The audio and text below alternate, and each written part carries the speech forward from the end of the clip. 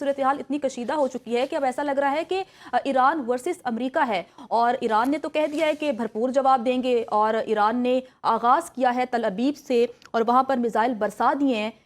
کیا کہیں گے آپ کہ ہم سب کو لگ رہا تھا کہ چیزیں نارمل ہوں گی، مذاکرات ہوں گے، لیکن 2-3 ہفتوں میں تمام تر جو صورتحال ہے وہ پلٹ کر رہ گئی؟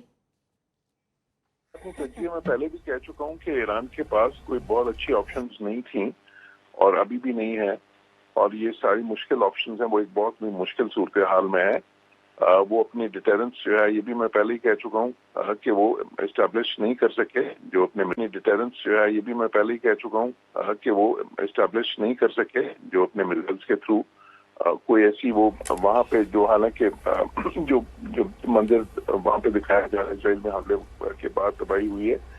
وہ ایسی تھی جو کہ وہ ایکسپیکٹ کر رہے تھے آلریڈی، لیکن ایران میں complete control of air space جو ہے وہ اسرائیل کے پاس ہے اور وہ ایٹ ول حملے کر رہے ہیں۔ اور یہ امریکن جو اسٹیلتھ بامبرز جو B-2 ہیں، یہ بھی میں پہلے ہی کہہ چکا ہوں اگر وہ اٹیک کریں گے تو ایران کا ڈیفینس بالکل بھی ان کو انٹرسپٹ نہیں کر سکے گا، اور یہ ایکسپیکٹڈ ہی تھا جو ہے۔ میں نے یہ بھی کہا تھا کہ یہ جو مذاکرات ہوں گے وہ under the shadow of American threat ہوں گے، اور وہ جو ان کا جو آبجیکٹو ہے بیسیکلی وہ یہ ہے کہ ایران کی جو انریچمنٹ کیپیسٹی ہے اس کو ختم کریں۔ تو فوٹو میں انہوں نے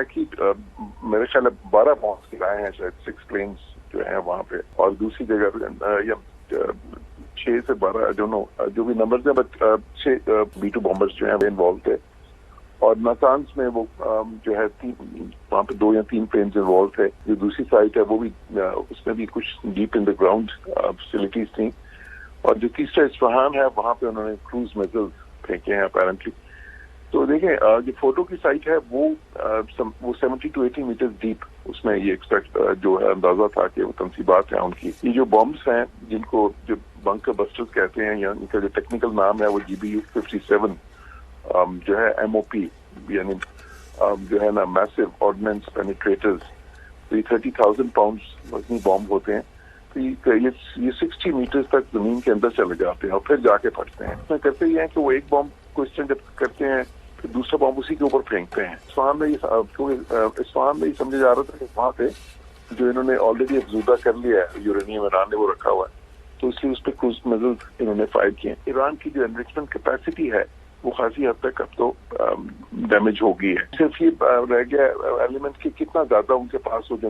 ہے نا یورینیم، جو انریچڈ یورینیم ہے، وہ ظاہر انہوں نے آلریڈی کہیں موو کر دیا ہوگا۔ تو ابھی جو ہے یہ اس سچویشن کے بعد اب ایران کے پاس کیا آپشنز ہیں؟ ایک آپشن یہ ہے کہ وہ